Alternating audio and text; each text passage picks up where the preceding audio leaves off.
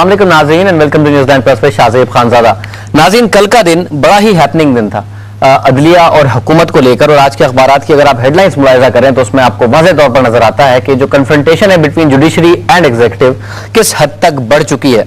एक अखबार में आज बड़े ही फ्रंट पेज पे यह खबर है कि सुप्रीम कोर्ट ने जिस डेप्यूटी प्रोसिक्यूटर जनरल की तारीफ की, हुकूमत ने इसे मुकदमा से हटा दिया। पहले सुप्रीम कोर्ट एक दफा बड़ी खुश थी जी स्टील मिल केस में, जब तारिक खोसा साहब कर रहे थे इन्वेस्टिगेशन, उन्हें भी हुकूमत की तरफ से प्रमोट कर दिया गया था। इसके अलावा उससे ज्यादा अहम डेवलपमेंट यह है कि चीफ जस्टिस इफ्तिखार की बहाली गैर आईनी व गैर कानूनी है। ये नैब ने खत लिखा है सुप्रीम कोर्ट को, जिसमें कुछ कोई 11 पॉइंट्स हैं और अदलिया को बाकायदा तौर पर क्रिटिसाइज किया गया है। बाइस्ड कहा गया है अदलिया को बैंक ऑफ पंजाब स्कैम की इन्वेस्टिगेशन में, और ये कहा गया है कि अदलिया बाकायदा तौर पर इन्वेस्टिगेशन को जो है वो अपनी तरफ से डिक्टेट करने की कोशिश कर रही है, जिसमें बायसेस खुद अदलिया की डेवलप हो गई हैं। और वजीर आजम के एग्जीक्यूटिव ऑर्डर की कानूनी हैसियत नहीं, ये उस एग्जीक्यूटिव ऑर्डर की बात कर रहा है नैब, जो कि अब से तकरीबन 1.25 साल पहले चीफ जस्टिस इफ्तिखार चौधरी साहब की बहाली की सूरत में हमें 15 मार्च को नजर आया था। सरप्राइजिंग है जी, काफी अरसे बाद नैब को इस बात का ख्याल आया। वो नैब जो कि जो काम करता है बाबर रहमान साहब की इजाजत से करता है। कुछ स्टेटमेंट्स में आपको इसके अलावा अदलिया की भी बताता चलूं। ये 8 दिसंबर 2009 को पहला स्टेटमेंट आप मुलाहिजा कीजिएगा, जब चीफ जस्टिस इफ्तिखार मोहम्मद चौधरी साहब की गाड़ी को हादसा हुआ था, तो उस वक्त ख्वाजा शरीफ साहब ने फरमाया कि हादसा नहीं, हलाक करने की साजिश है। उन्होंने मजीद कहा कि इंसाफ माफिया, ये 10 दिसंबर को कहा 2 दिन बाद, के इंसाफ माफिया का गिरबान पकड़ रहा है, चीफ जस्टिस की गाड़ी को हादसा इसीलिए हुआ। और फिर चीफ जस्टिस साहब ने 11 दिसंबर 2009 को फरमाया कि निजाम पटड़ी से उतरने नहीं देंगे। इंसाफ की बात होती है जी कि अदलिया इंसाफ करे, निजाम का कुछ भी हो। और फिर 27 मई को हमें नजर आया सुप्रीम कोर्ट की तरफ से स्टेटमेंट कि लगता है इदारे चोरों को तहफ्फुज दे रहे हैं। फिर 5 जून 2010 को अगेन जस्टिस ख्वाजा शरीफ साहब ने कहा कि जनूबी पंजाब को महरूमियों का हिसाब लगारी, गिलानी, कुरैशी और नवाबजादों से लेना होगा। इन सबका ताल्लुक गालिबन पीपल्स पार्टी से ही रहा है। और फिर 8 जून को उन्होंने कहा कि लगता है तमाम खराबियां सिर्फ जजों में है, वुज़रा और ब्यूरोक्रेट्स फरिश्ते हैं। ये सुप्रीम कोर्ट की तरफ से कहा गया था। और 12 जून 2010 को स्टेटमेंट पिछले महीने वजारत कानून वजीर आजम को गुमराह कर रही है, ये सुप्रीम कोर्ट की तरफ से कहा गया। और फिर 30 जून 2010 को हमें स्टेटमेंट नजर आया कि पीपल्स पार्टी को राना मकबूल पर एतराज है तो पंजाब हुकूमत छोड़ दे। ये वो तमाम स्टेटमेंट्स हैं जिनको पाकिस्तान पीपल्स पार्टी के रिप्रेजेंटेटिव्स पॉलिटिकल स्टेटमेंट्स कहते हैं, जिनको लेकर उनकी तरफ से ये कहा जाता है कि अदलिया का काम है कि अपनी जजमेंट से बोले। जजेस जजमेंट से बोलते हैं, इस किस्म के ऑब्जर्वेशंस नहीं देते। एक दफा ये भी कहा था ख्वाजा शरीफ साहब ने कि शीशे के घरों में रहने वाले हम पर पत्थर ना मारें, जवाब पत्थर से दिया जाएगा। ये भी कहा कि चीफ जस्टिस सिपाही सालार हैं, हम उनके सिपाही हैं, उनका साथ देंगे। जिसके नतीजे में कल हमें ये बात भी नजर आई कि पीपल्स पार्टी बैक नाज़रीन, आज के शो में हम तफसीलन गुफ्तगू करेंगे अदलिया और हुकूमत के दरमियान जो ताल्लुकात हैं। कुछ चीदा चीज़ें मैंने आपके साथ शेयर की थी ब्रेक पर जाने से पहले, जो कि कुछ हुकूमत की तरफ से हैं, कुछ अदलिया की तरफ से बयानात हैं जिस पर एतराज़ करती है हुकूमत। शो में हमारे साथ तशरीफ रखते हैं सईद गनी साहब, अब जनरल सेक्रेटरी हैं पाकिस्तान पीपल्स पार्टी कराची। साथ तशरीफ रखते हैं खालिद मुमताज साहब, अब सीनियर लीडर हैं PMLN, और उनके साथ तशरीफ रखते हैं डॉक्टर आरिफ अलवी साहब, अब सेक्रेटरी जनरल हैं पाकिस्तान तहरीक इंसाफ। तीनों हज़रात का बहुत बहुत शुक्रिया कि आपने हमें शो में ज्वाइन किया। डॉक्टर साहब, दोनों चीजें मैंने आपके साथ शेयर की और आपने नाज़रीन के साथ भी शेयर की। कुछ स्टेटमेंट्स हैं जो कि अदलिया की तरफ से हैं, ख्वाजा शरीफ साहब की तरफ से या फिर सुप्रीम कोर्ट या चीफ जस्टिस साहब की तरफ से हैं, जिन पर हुकूमत एतराज करती है कि जी ये बड़े पॉलिटिकल स्टेटमेंट्स हैं। और उसके बाद कुछ चीजें हुकूमत की तरफ से, जिसमें नैब का खत भी है, चीफ जस्टिस को डायरेक्टली टारगेट कर दिया कि जी आपकी तो बहाली सही नहीं थी, वो नोटिफिकेशन ही ठीक नहीं था। कहाँ खड़े हैं भाई साहब?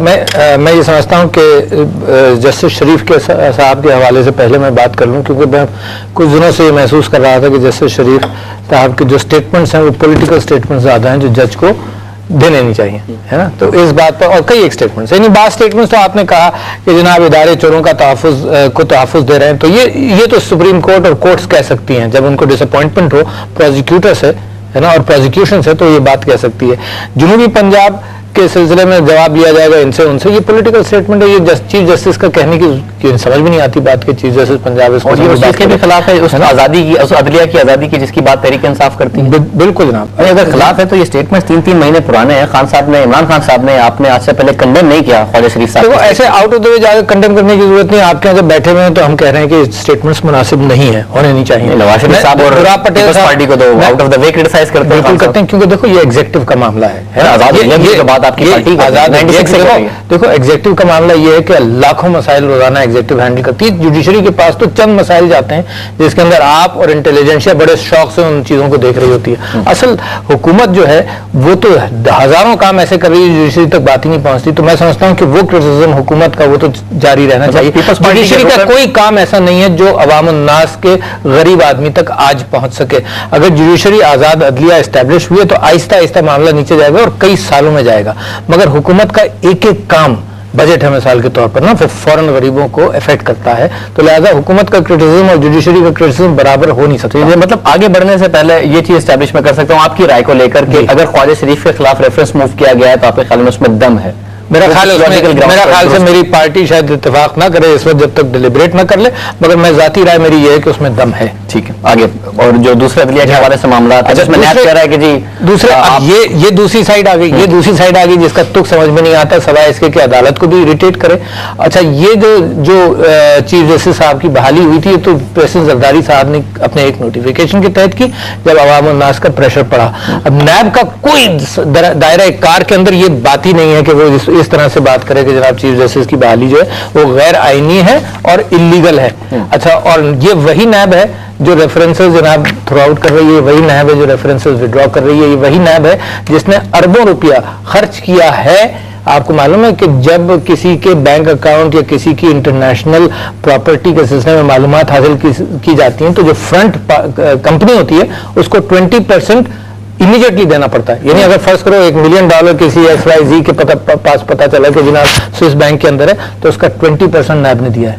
ये आपको शायद मालूम नहीं है, कौन को नहीं मालूम है ना, 20 या 30% दिया है। अच्छा, वो सब जाया गया, यानी वो किस खाते में दिया था जब सारे रेफरेंसेस तुम विड्रॉ कर रहे हो, है ना। झूठे मुकदमे थे तो इनको प्रोसिक्यूट किया जाए ना, पकड़ा जाए, और सच्चे मुकदमे थे तो क्यों विड्रॉ कर रहे हो? ये कौम को गधा बनाया जाता है यार। आपने नैब का बड़ा पास्ट याद दिलाया, तो ये वही नैब है जिससे पीपल्स पार्टी वही नफरत करती थी। जी हाँ, वही नफरत भी बहुत ज्यादा की जाती थी। खालिद मुमताज साहब, दो पहलू हैं, एक तो ख्वाजा शरीफ साहब का है, राजा रियाज साहब ने तो उन्हें शरीफों का जज भी कह दिया अभी पिछले दिनों के, जी शरीफों की अदालत है नवाज शरीफ साहब के हवाले से, क्योंकि बड़े अटैक उन्होंने किए हैं पाकिस्तान पीपल्स पार्टी पर पर्सनली, और एक फिर सुप्रीम कोर्ट के हवाले से जिनके भी स्टेटमेंट्स हैं, नैब कन्फ्रंट कर रही है, पीपल्स पार्टी कन्फ्रंट कर रही है। दोनों पे राय क्या है आपकी? अलवी साहब ने की अलग अलग राय मुझे दोनों पे नजर आई। देखिए, वो तो मेरा ख्याल है कि जो अली साहब ने बात की है कि ख्वाजा शरीफ साहब के बयान कि जज को तो गैर सियासी होना चाहिए, और ऐसे सियासी बयान देने का मतलब ये है कि वो खुद न सिर्फ अपने इदारे की तबाही का सबब बनेगा बल्कि जाती तौर पर पूरे मुल्क के अंदर एक इंतशार पैदा करेगा। ये बतौर वकील कह रहे हैं आप? मैं बहसियत वकील भी बात कर रहा हूं। और देखिए, बात ये कि किसी बुराई को किसी भी पार्टी के रेफरेंस में जो है वो कमजोर नहीं करना चाहिए, बल्कि उसको बयान करना चाहिए कि ये चीज गलत है। ये नहीं कि अगर एक आदमी जिसका कोई हक नहीं बनता कि वो आपके मामलात में बोले और वो गैर ज़रूरी तौर पर उसमें इन्वॉल्व हो रहा है, तो वो आगे चलकर जो आज आपके लिए तबाही हो कल पूरी मुल्क के लिए तबाही हो सकती है। जब हम इदारों के इस्तेहकाम की बात करते हैं तो इसका मतलब ये होता है कि विद इन द लिमिटेशन जो उसका वर्क है उसके अंदर काम करे।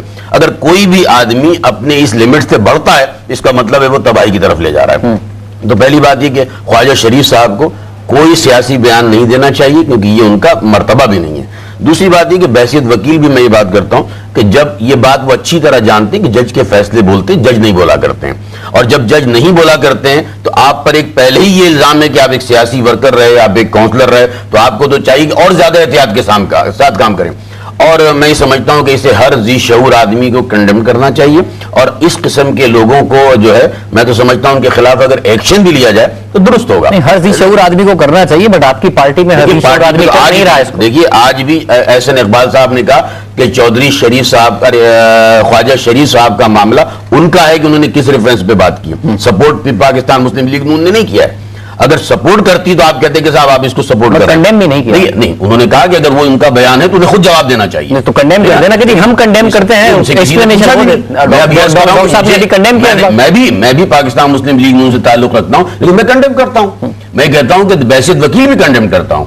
इसलिए करता हूं कि मैं ये बात कर रहा हूं कि जब हम इदारों की आजादी का ख्वाब देख रहे हैं और वहां इस किस्म की अगर हरकत होंगी तो फिर इदारे तो जो है इंपार्शियल नहीं रह सकते हैं। फिर कुछ बयान आप तो मैंने सुप्रीम कोर्ट के भी दिखाए हैं कि लगता है इदारे चोरों को तहफ्फुज़ दे रहे हैं, सुप्रीम कोर्ट तारिक खोसा को तफ्तीशी अफसर बनाया जाए, इस किस्म की सारी बातें सुप्रीम कोर्ट भी कहती रही है। देखिए, अब सुप्रीम कोर्ट की जहां तक बात है, अब जैसे आपने अभी नैब का हवाला दिया, ये हुकूमत को भी जेब नहीं देता। एक ऐसा इदारा कि जो बाइख्तियार तो नहीं कि जो चाहे वो सुप्रीम